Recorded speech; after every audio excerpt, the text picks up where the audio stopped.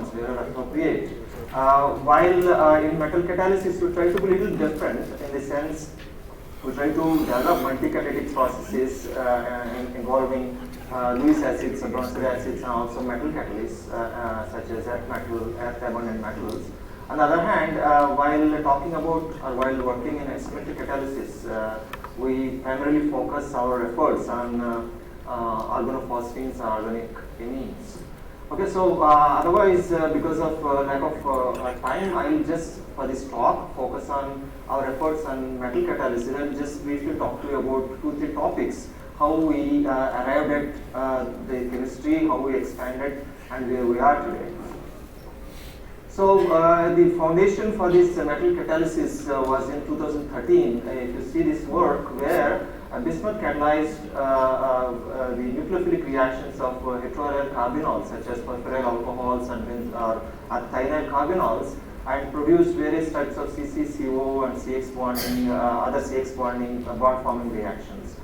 So moving ahead with this, while Lewis acid produced this result under bronzed acidic condition, the same, for example, in this instance, a furfuryl alcohol in terms of 1,3-dicarbonyl produced an isomerized or rearranged furan of this kind. But you see that yields are moderate. This would be significantly improved by taking benzophenyl carbenols.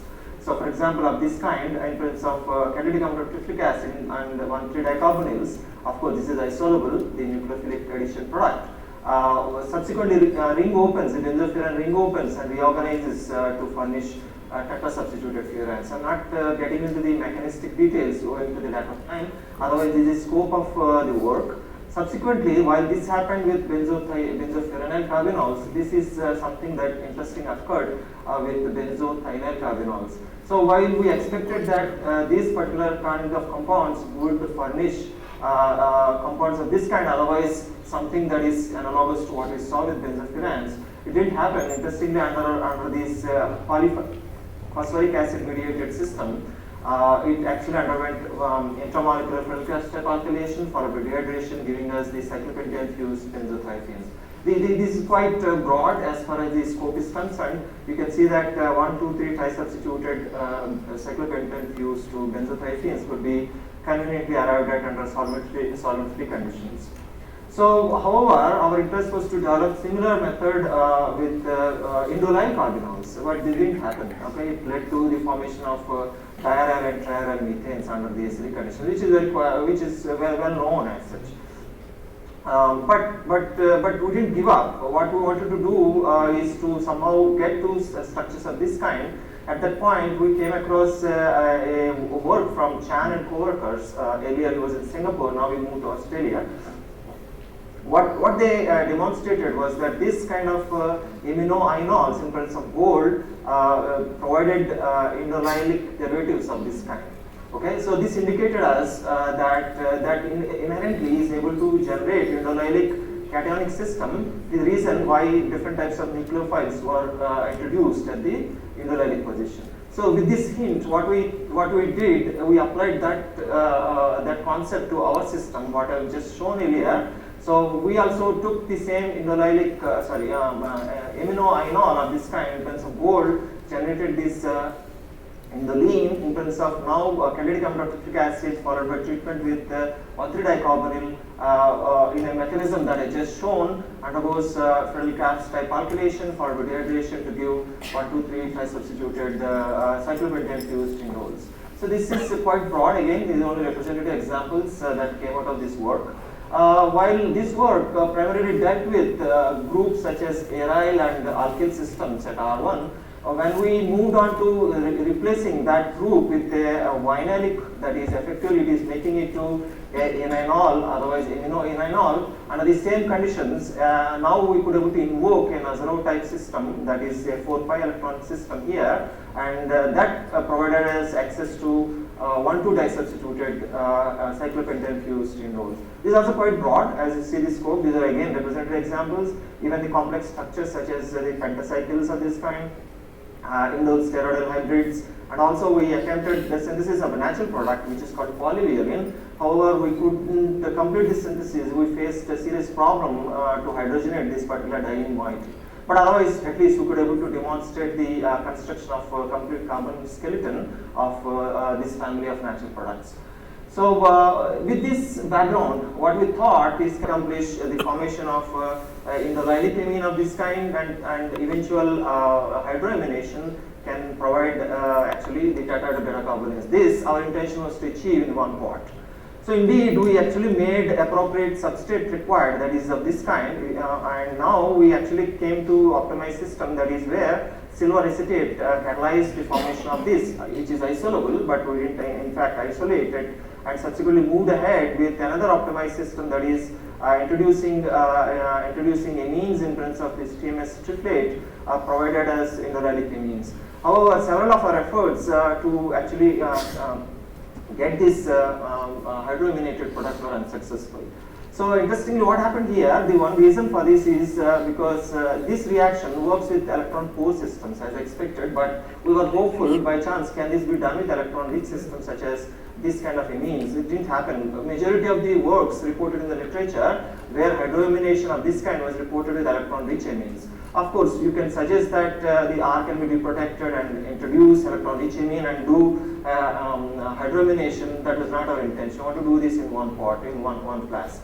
So, so eventually, what we thought, can we replace this amine with an azide? Okay, that is, after achieving this particular compound, can we introduce azide, which can be considered equivalent of an amine? And now, can this azide be elaborated to tetrahydro beta carbolines via some of these systems, such as Schrodinger reactions or via triple cycle addition at a nitrogen session? Can this be elaborated?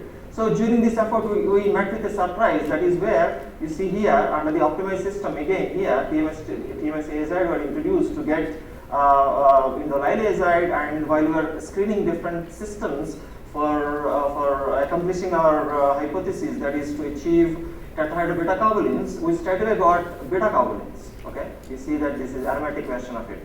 So this is in one part. These are only representative examples. You see that even a fully substituted core of pyridine can also be achieved. And as I said, this is what happened under one part. This actually established first orthogonal tandem catalysis, which is facilitated by a trimetallic system in one part. On the other hand, what happened, another surprise we actually witnessed at this stage during our efforts to isolate this indolylate azide, what we thought was this compound was itself converting to this particular system. That is, if you see the difference between these two structures, a hydroxy group has got introduced. As soon as we realized that hydroxy has got introduced, we immediately suspected it's most likely something to do with aerobic oxidation. Otherwise, these are again representative examples. Needless to highlight the significance of carbolines as such to this community. Several natural products, especially those are significantly biologically active, are available. And this method can be a good option to actually access rapidly these structures. Otherwise, I'll quickly take you through other side of it. That is, apart from beta carbolines, we can also access pyridine-fused heteroarenes, such as pyridine-fused benzopyrans, pyridine-fused benzothiophene, even isoquinolines can also be achieved employing this strategy. We didn't stop there. We also established this strategy in accessing hydroxy incorporated pyridine-fused systems such as this, even quinolines of this kind, isoquinolines of this kind. Okay, I'll take you now to the mechanism. What we believe happened is that up to here is rather straightforward to us. This silver catalyzed highly regio-selectively or chemoselectively hydroamination of alkyne. Otherwise, bismuth facilitated introduction of azide here, which is nothing but a nucleophilic azidation. Subsequently, is what happened, something that is interesting to us. Under the influence of palladium, we believe that it forms a palladium nitrine, undergoes insertion into the double bond to form this aziridine. Subsequent bond reorganization provided and aromatization provided access to beta carbonyls. This is how we explain. On the other hand, to explain the formation of hydroxy incorporated beta carbonyls, we believe that it undergoes a 3+2 cycloaddition, for which we have got a crystal structure, and that subsequently decomposes to form this dihydro beta carboline. Autooxidation provides this particular species, and now aromatization giving this hydroxy incorporated beta carbones. So what is the evidence? How I can say this is what happened as far as this mechanism is concerned. Okay, when we subjected this compound to labeled oxygen, we actually obtained a product where this oxygen got incorporated with O18 then. Okay, that is an evidence to show that this autooxidation process was indeed facilitated by atmospheric oxygen. On the other hand, how do I know this is what actually formed after decomposition of this particular intermediate? So for which what we have done is we purposefully prepared this compound where a methyl group got introduced here. If you see that, what this methyl group does is it doesn't let this keto formation, obviously, as you can understand. So that's the reason, in fact, it stopped at the tertiary alcohol stage again. Okay, and this product of course was characterized and gave us indication that the presence of this particular species is intermediate, and we also got an idea that probably that this double bond position, unlike what is expected, that this side also, of course, the double bond formation can be expected as well as the other side. But this intermediate gave us insight about what happened during the decomposition. Okay, moving on. This is what we pursued as far as the multi-catalytic system is concerned. We've worked on another study that is based on Suzy-Trost reaction. This is very well known to all of us.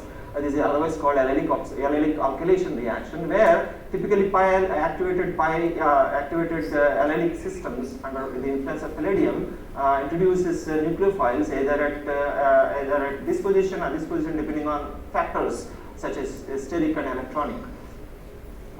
This is very well known to us. On the other hand, this you might have come across rarely, okay, where dianylic systems were pursued. Okay, for example, dianylic systems of this kind, influence of palladium, in principle can generate vinyl palladium species of this kind, or the other type possible, that is of this kind. Okay, and now a nucleophile can react in principle at 3 possible positions. One is here, here, or here. That is what you see. It is in fact what was reported in the literature, and not only by Trost, even subsequently by other groups, couple of other groups reported the formation of this compound. But we thought a little different here.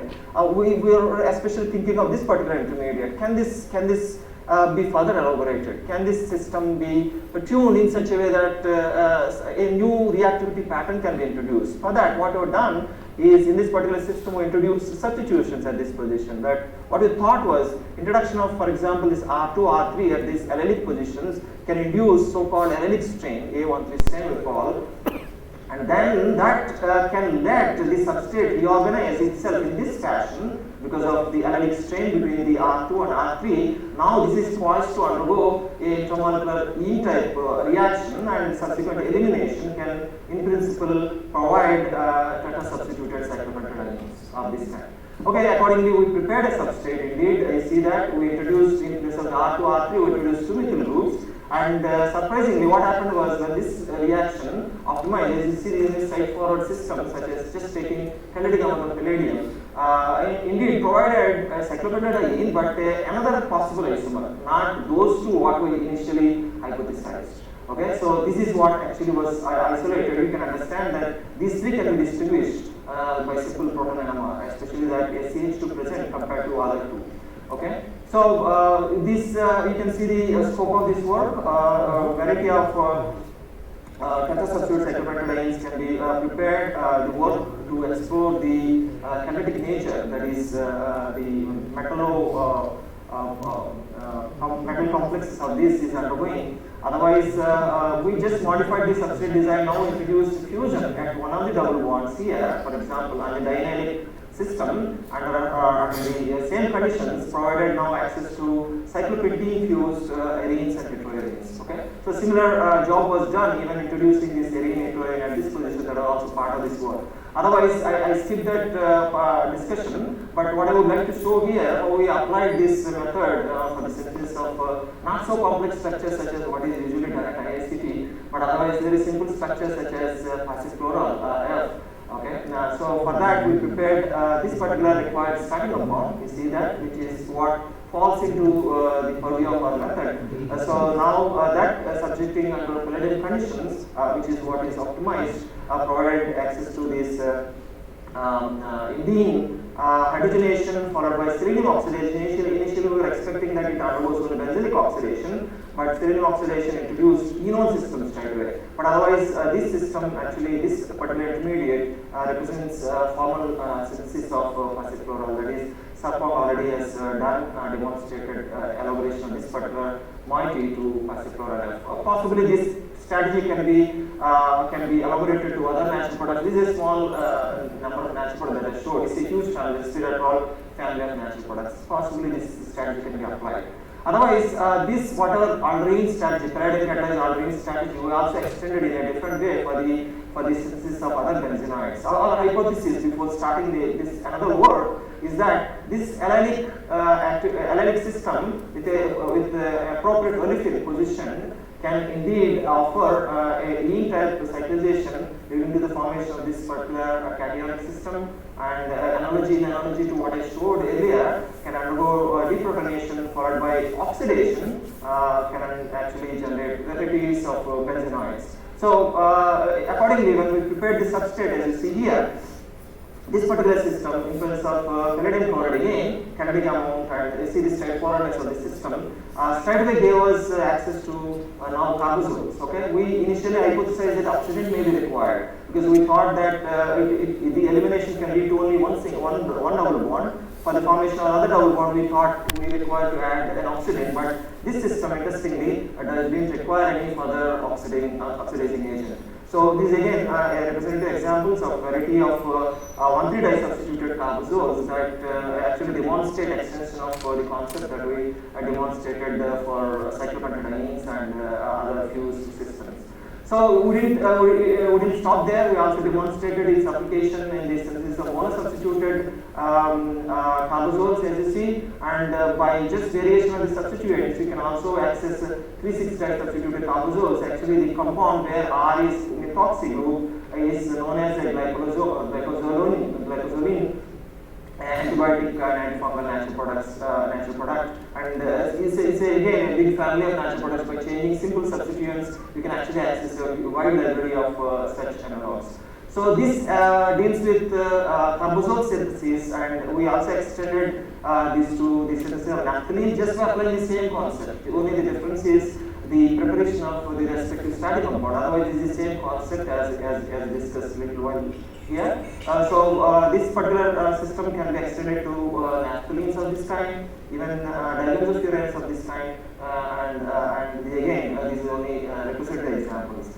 Okay, so this is what happened. What you saw just now is when, as long as this R is alkyl halide, okay, that gave us variety of benzenoids. So when this R is a hydrogen, okay, that means it's unsubstituted. What we came across a surprise, that is that this double bond underwent isomerization leading to this particular system, and subsequent in reaction and deprotonation gave us actually access to cyclopentenes of this kind, fused cyclopentenes. Okay, this is the scope, as you see. For example, this is now the difference is that it is unsubstituted olefin in presence of palladium.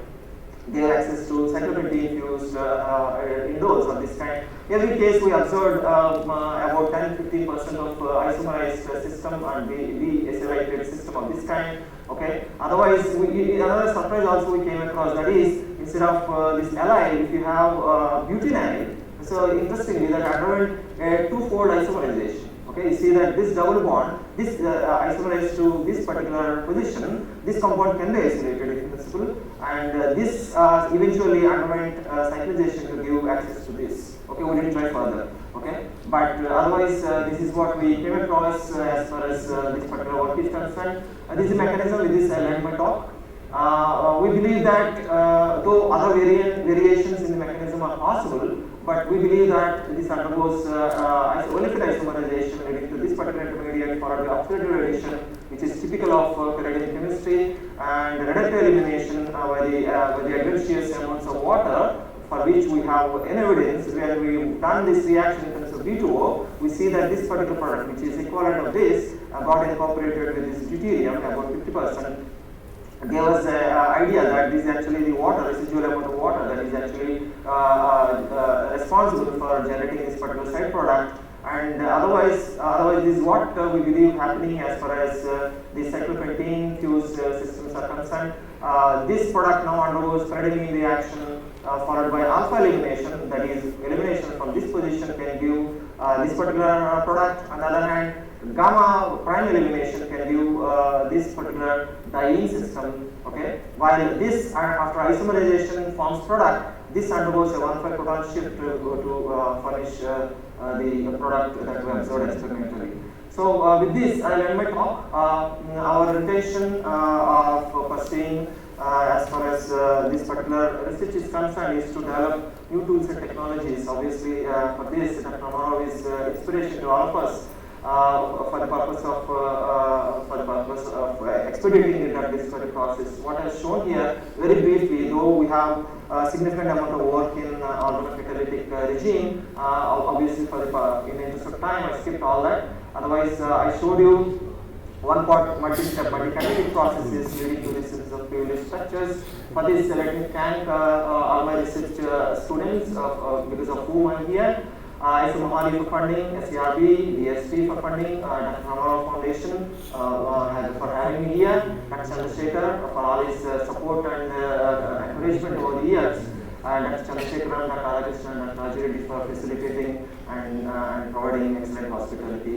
I thank you all for your attention. Thank you, Dr. Shastri. Thank you so much. Any questions I take? We'll take it later on because we're running short. If you invite questions, there will be a lot of time. Next in the line is Dr. Rama, Assistant Professor, Department of Chemistry, ISER-Tirupati. He moved from NCL to ISER-Tirupati recently for a significant contributions on non-noble metal catalysis aimed at sustainable chemical synthesis. He is a well-cited author of 62 research publications in reputed international journals. Dr. Rama.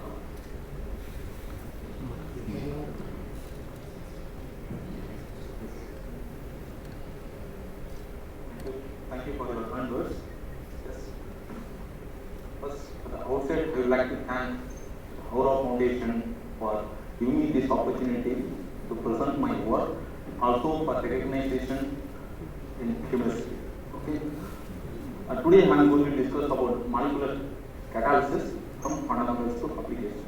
Just for the benefit of the student, I will keep it to more of introduction part, why we are doing this chemistry and what is the motivation behind that, and then what is the gap in the particular field and what is our contribution.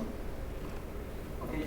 Recently, GHS and Green Chemistry Institute had a prime shopping session where several world-class companies, CEOs were attended, and they discussed the reaction that are frequently used in the pharmaceutical industry, and these are the reactions that are frequently used in the industries.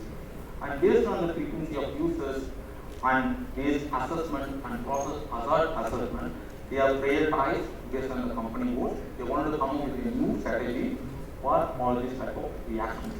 Okay, and this is the transforming output where if you look at it, this overall activation, particularly for C and CC bond forming reaction, received 5 out of 8 votes. This is one of the reactions which they wanted to have a different or better, safer alternative reagents, particularly catalytic protocol using non-precious metals.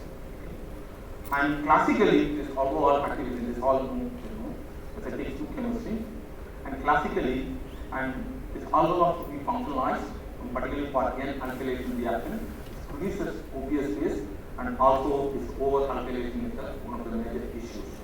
Okay, but the desirable approach would be state economy, and also it should operate under benign conditions, particularly catalytic protocol. Okay, And recently, this borrowing hydrogen strategy or hydrogen auto-atom transfer strategy pay much attention. What do you mean by borrowing hydrogen strategy? If you look at this schematic diagram, I can explain to you. First, this follows all the presence of metal catalyzed, it undergoes dehydrogenation to lead to highly reactive aldehyde. Here there is no, with the liberation of hydrogen, so there is no oxygen used. And once you have aldehyde, this undergoes spontaneous condensation reaction, particularly for amines, will lead to imine. Once you have imine, and whatever the hydrogen is liberated in the first step, that will be utilized by the three metal catalysts for the hydrogenation reaction, and you get selectively N-alkylated product using alcohol as a alkylating agent, where the only water is the byproduct. But if I want to do this kind of transformation, I need to rely on mostly precious metals like ruthenium and iridium.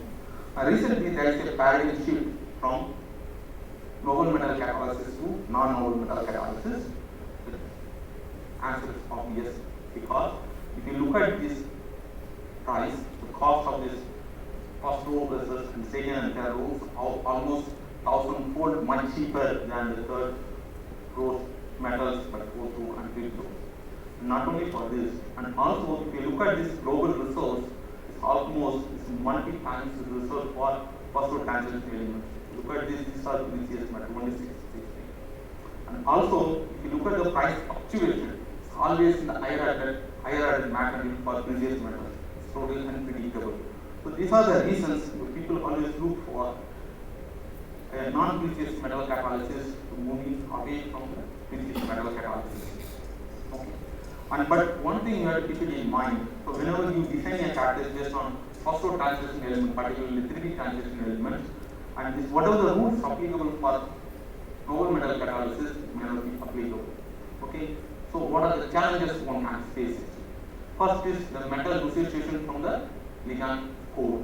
So when you perform the reaction slightly higher temperature, the metal will come out or leaching is one of the main drawbacks. And second thing is, it always follows one electron pathway. It's a radical type of process. It's very difficult to predict the reactivity. And third thing is, because of the low energy d orbitals, so there is a change in the oxidation state, +2, +3, something like that. Okay, so it's very costly to cut what is the exactly active species, and also the most is a paramagnetic species. So because of that, the mechanism studies under developed. So you need to come up with a new type of ligand which can solve these problems. Okay. Yes. So we have been working on 3 different aspects on catalyst design and ligand design for acceptable dehydrogenation, where hydrogen is a byproduct. It can be used for energy storage, and then C1 chemistry, where the carbon dioxide utilization to polymer and methanol, and selective bond activation. Today, I will be focusing only on this particular part, only 2 topics, how our fundamental research is applicable in some kind of industrial things. Okay? And we are not the first one we are working on this dehydrogenation strategy, and there are notable contributions made by Niels team, Snyder, Kempe, and Morris and other guys. Okay, if you look at it very carefully, all these ligands mostly contains electron-rich phosphines. Okay, the electron-rich phosphines cause conditions which require multi-step synthesis, and also handling all this here you need to have in an atmosphere. And also the selectivity is an issue when you apply for certain reactions. So though we talk about the phosphor transition element, that is 3D transition elements are very cheap and economical and all the things, but we tend to forget most of the cost comes from the ligand core. Okay, so there is no handy or very economical ligand or complexes is known for such kind of reactions. So our aim is to develop straightforward synthesis of new type of ligands. One can handle ordinary atmosphere, and the ligand can be scalable. Okay, so in that context, we have designed an ideal ligand. This is pyridine based NN type ligand, where this can be easily synthesized by the corresponding bromo compound by reacting with amines, and then the compensation achieved by the simple reaction with the corresponding, like if we want to cobalt, then we can use a cobalt chloride. So all these complexes are structurally characterized, and also we do have some other supporting evidences. This ligand synthesis is very clean and straightforward, and also we can scale up the ligand synthesis also. And very interesting thing is these are as okay. So using this ligand, after having ligands in our complexes in our hand, we wanted to examine the reactivity or N-alkylation of N-alkylation of albumin using alcohol as alkylating agent. This is the first phosphine 3 cobalt-based catalysis, and where we use alcohol as alkylating agent, and this follows via hydrogen atom transfer, which I discussed. Okay, these are the representative examples. If you look at it, this various electronically drivers aniline can be alkylated using benzyl alcohol as an alkylating agent. Okay, and similarly, one can vary the alcohol portions also. Structural drivers alcohol, electron donating, and then aromatic substitute alcohol also can be used as an alkylating agent. And very interestingly, this strategy can be applicable for aliphatic alcohol. We also use methanol as a methylating agent, so I am not discussing the portion here. And these are very difficult to do the hydrogenation, but under our catalytic condition, one can get this N-alkylated product good to moderate yield. And this strategy was applied for synthesis of pyrimidine and used for Parkinson's diseases. Okay, and instead of using amine as alkylating agent, we thought of using ammonia as alkylating. This is a straightforward reaction. This reaction can be achieved only to Michinoku conditions and also produces OPSs. But under our catalytic condition, use ammonia as a simple amineting source, one can get directly from amine from alcohol. And we have been working with expanded polymer for CO utilization projects. We have already successfully completed and delivered these two products for them, where we synthesized terminal diol, this is polycarbonate polyol, which has been used for polyurethane synthesis. So now they wanted to convert this OH into NH2. We have been working on such kind of problem now. Okay, and then after developed the strategy, we thought, so instead of simple amine, if we have amino alcohol, suppose you have another component, another OH group, then is it possible to have an annihilated product? So that was our strategy. If that worked, then one can expect to get 2,5 substituted pyrrole. Okay. And as expected, like 1,2 disubstituted as well as 1,3 disubstituted amino alcohol selectively leads to very interesting heterocycles where hydrogen is the main byproduct. And this is a substrate scope, and using our strategy, one can synthesize both symmetrical as well as unsymmetrical pyrrole derivatives. And very interestingly, taking these aliphatic compounds and ending up with the aromatic compound with the liberation of hydrogen as the byproduct.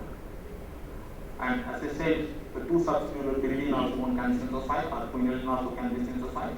And typically, if I want to make such kind of compounds, and this quinolene should be functionalized, and then I have to use highly reactive reagents. But in one part, one can get this product with hydrogen as a byproduct.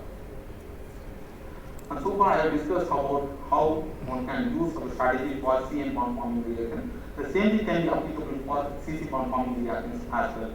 So instead of simple amine, we use keto compound, then the typical alga type reaction one can expect, and then under the same catalytic condition, selectively one can reduce this double bond, so you can have N-alkylated keto compound or carbonyl compounds. Okay, so if you look at this Lewis-Bronsted acid of this alpha hydrogen, the amides are very least acidic in nature. So it's very difficult to do the C alkylation. So this N-alkylation is very interesting in peptide modifications. Okay. So we have taken this problem and we have used N-diene and used nickel catalyst. So we have used nickel catalyst, and selectively one can do the N-alkylation of both amides as well as esters. Okay. So initially we have taken this N-dimethyl acetamide as a benchmark substrate, and under standard or optimized reaction conditions, one can get this expected C-alkylated amide, where water is the only byproduct. And this reaction is very gentle, and you can see here diverse substrate scope, And also amides, we can vary the amides also, and various substituted amides used for these reactions. And very interestingly, when you use N-substituted amides, so under our factory condition, there is a deep protection of amides and followed by N-alkylation patterns. Okay? And same strategy is applicable for C-alkylation also. And then third, so we have been working in Reliance for the last 4-5 years, where we are developing a new catalyst for single enzyme polymerization reaction. And they come up with this is a donor they are using in their industry for polypropylene and polyethylene synthesis. But this donor has the self-extinction property. So what do you mean by self-extinction property? So for example, when you perform these polymerization reactions, so under certain uncontrolled conditions, then what can happen? That there will be a exposure. Okay. In order to avoid that, so externally they pause to retard the reaction. They externally pause the carbon monoxide, and when you pause the carbon monoxide, the catalysis gets stopped. But after that, you have to end the excess carbon monoxide. It's a tedious job. So in order to avoid that, they always use external donor which has self-extinguishing or self-limiting property. So once it's reached certain temperature, it started decomposing by itself and create unknown species that can kill the catalysis. So presently they are importing from China. It's about $350, $350 USD per kg. And using our strategy, one can get same process in 98 USD per kg. And now we have demonstrated this in the kilogram level at their site, and they are very happy about that, and they are taking it to the next level. So now how our CC1 strategy can be successfully applied for very interesting industrial compounds. And next, and this is a kind of Julia verification. We know this albeit is an intermediate in our catalysis, and can we have the Julia type verification because the olefins are very important intermediate in organic synthesis. Okay, and this is our strategy. I will go into the next slide. So when you have alcohol and then DMS as a methylating agent, then it follows the dehydrogenation pathway and followed by Julia verification. We selectively got styrene as a product where the hydrogen is the main byproduct. So again, this reaction is very different. So we can synthesize various type of styrene-free acid in excellent yields. And instead of dimethyl sulfonate, if we use a kind of phenyl or a substituted thing, and then one can get a stilbene derivative. In each selective stilbene derivative, and we have shown a representative example where the hydrogen is only byproduct. Okay? And this strategy was successfully applied for the synthesis of DMU2, which is used for anti-cancer agents, and as well as reversitol in one-step process using our strategy. This is used as an antioxidant. And the mechanism studies clearly and kinetic studies clearly shows that the reaction follows a typical carbon hydrogen strategy. Okay? And based on the experimental and theoretical evidences, we have proved the mechanism. The first, the 2-chlorine will be kicked out by this alkoxide reagents, and then the beta-hydride elimination. And once we have aldehyde that leads to Julia type elimination, we are still working on this, how this reaction is taking place, and the rest of the things are very important. Now also, I want to point out that this harm is very, very important in order to build the cycles. So, trying to convince you that how our molecular catalysis is helpful in making a very interesting, industrially important compound. And we have successfully shown the CC and CN bonded compound using boron hydrogen strategy, where the hydrogen and water is the main byproduct. And I would like to acknowledge my student as well as different funding agency, also IIT scientists, Professor Rama, Rajiri, those guys for good hospitality. Thank you for your kind effort.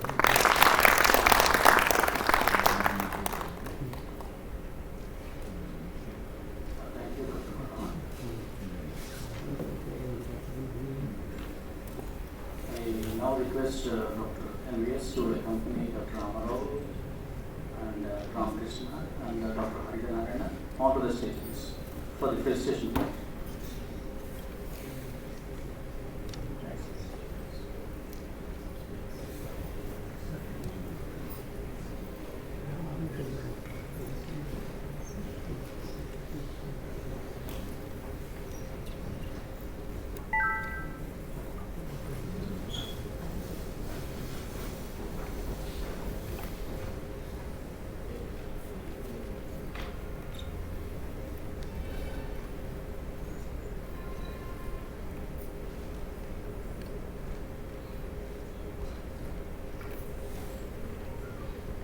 request Dr. Ramakrishna to present the stool to Dr. Harinarayana.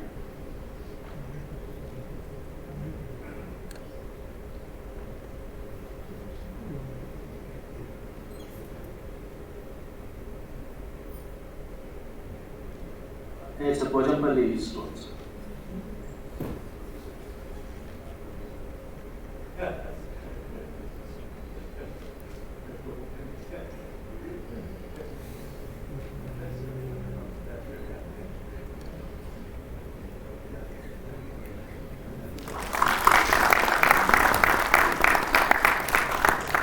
Dr. Rama to present it, a check.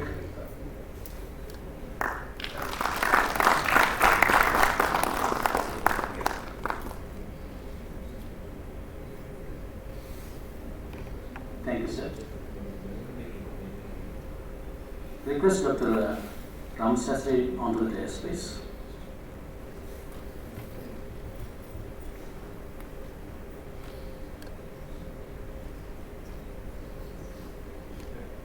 Request Dr. Ramakrishna to present Ramsastri as the citation as well as a check.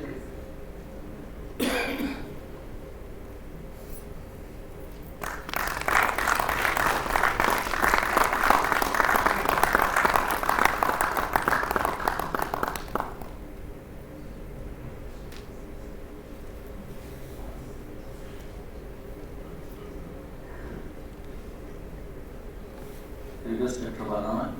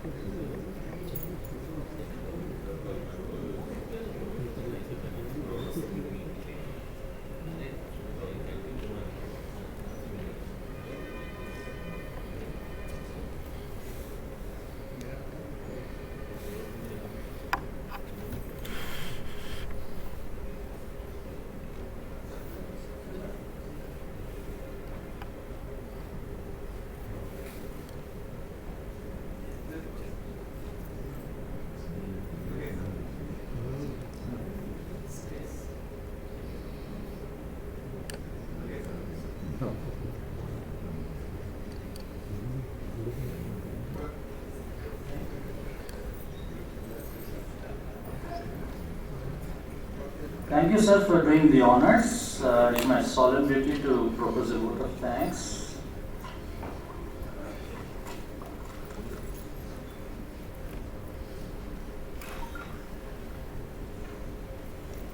I firstly thank the chief guest of Dr. Kota Harinarayana for accepting our invitation and delivering the award lecture. I thank Dr. Rama for the noble gesture of instituting the awards and sponsoring them. Dr. Ramakrishna for gracing the occasion and doing the honors. I thank you all for joining the function and enjoying the lectures. Thank you so much. Thank you all. We thank Dr. Rama for sponsoring these awards, instituting these awards and funding them, perpetually for so long time and continuing the.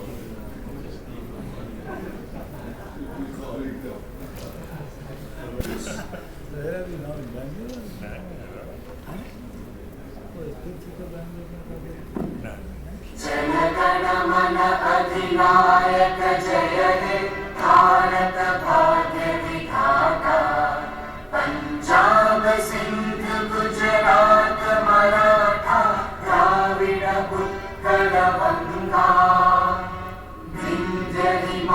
उच्चल Yamuna Ganga उच्चल जलधि तरंगा तव शुभ नामे जागे तव शुभ आशीष मांगे